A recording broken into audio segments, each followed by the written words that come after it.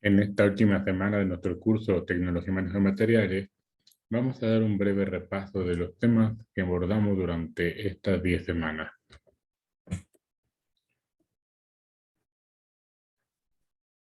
En primer lugar, hablamos de las estructuras metálicas y sus características, en específico de la estructura cristalina, la cual nos ayuda a determinar las propiedades mecánicas que presenta un material a partir del análisis de la celda unitaria.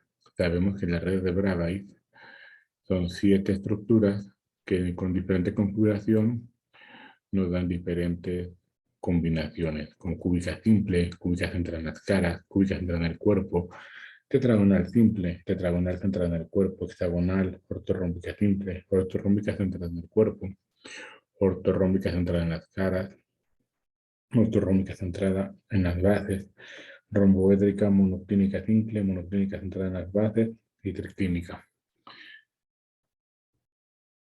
Muy importante es que estas celdas unitarias que hablan de una perfección, de una distribución regular de los átomos dentro de un material, presentan diferentes defectos, por llamarlos así, lo cual nos va a hablar sobre las propiedades mecánicas que presentan los materiales, entre las cuales podemos encontrar elasticidad, plasticidad, recordando que estas dos son opuestas, dureza, tenacidad y fragilidad, que también son opuestas, resiliencia, así como la resistencia a la tracción, a la compresión, a la flexión, a la torsión y a la fatiga.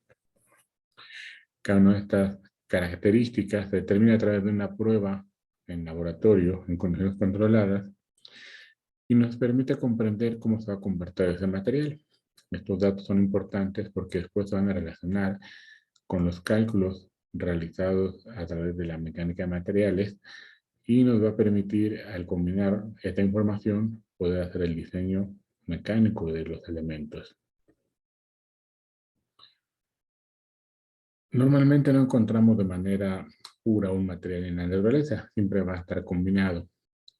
Para hablar de esta combinación de los materiales, que se le llama aleaciones en el caso de que exista un componente metálico, tenemos la regla de las clases o regla de Gibbs, la cual nos dice que el número de fases más el número de libertad es igual a la suma de los componentes más 2. Hay diferentes tipos de sistemas dependiendo de los elementos que lo compongan. Por ejemplo, un sistema unitario, donde al variar la presión de temperatura podemos tener esa sustancia en estado sólido, en estado líquido o en estado gaseoso. Hablamos de un punto triple, donde combinan las tres propiedades, o más bien los tres estados físicos de la materia, bajo ciertas condiciones. Lo más común es contar al menos con los elementos, en un sistema binario isomorfo, donde tenemos posibles diferentes casos. Por ejemplo, cuando tenemos aleaciones totalmente solubles en estado sólido, insolubles en estado sólido y parcialmente solubles. Estos diagramas son muy importantes para comprender el comportamiento de las aleaciones, empezando con el acero, una de las aleaciones más importantes, a diferentes temperaturas y a diferentes porcentajes de componentes. Como podemos ver, se generan diferentes fases con características únicas. Es decir, en cada fase vamos a tener estructuras cristalinas diferentes. Y entrando en detalle de los materiales de la ingeniería, comenzamos con los materiales metálicos, siendo el grupo más importante las aleaciones ferrosas, que son aquellas que tienen fierro y carbón, más una cierta cantidad de otros elementos aleantes que van a modificar sus propiedades. En este caso, el primer tipo de aleación ferrosa es el acero al carbón, siendo predominante la composición de carbono con el fierro. Como podemos ver aquí, los diferentes tipos de aleaciones que se forman y según la condición o el tratamiento que se les dé, se obtienen diferentes propiedades mecánicas. Aquí tenemos el acero para maquinaria de herramienta, donde puede haber de alta velocidad, trabajo en caliente, en frío, que resiste impactos para molde de velocidad del templado del agua y su forma de referirse a ellos.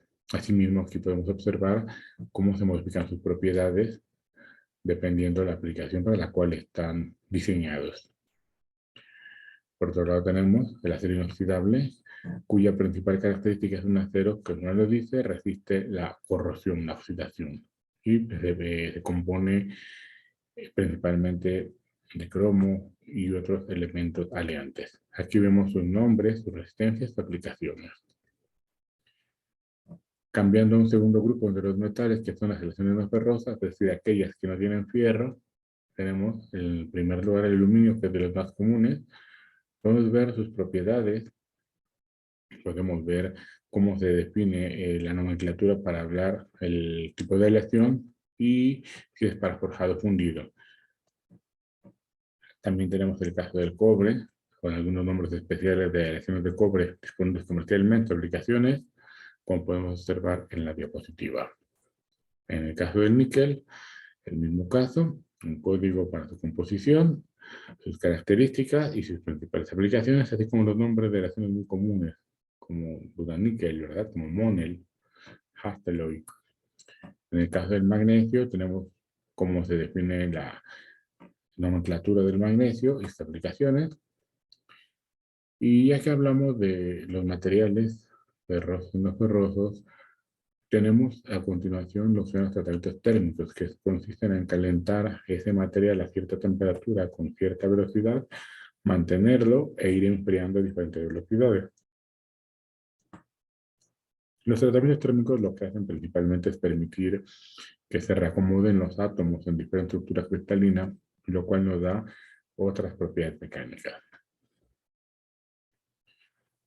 Pasando a otro tipo de materiales de ingeniería, tenemos los polímeros, conocidos comúnmente como plásticos, que no es el nombre correcto, y se pueden clasificar de diferentes formas según su origen, su carácter químico, su estructura, su tipo de monómeros, propiedades físicas.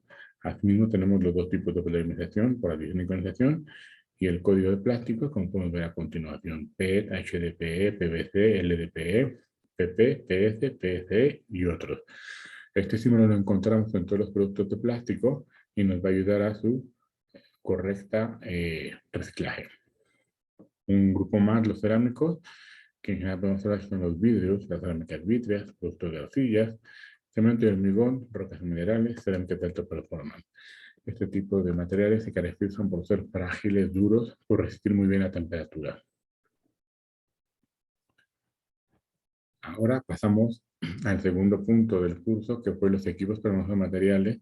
Son todos aquellos equipos de mano y no de mano que podemos encontrar en una línea de producción: carros de mano, montacargas, plataformas, duros de puente, transporte telescópico, contenedores, robots, lavador de tijeros hidráulicos, tolvas, elementos vibratorios, mesas de rodamiento, elementos magnéticos o vacíos.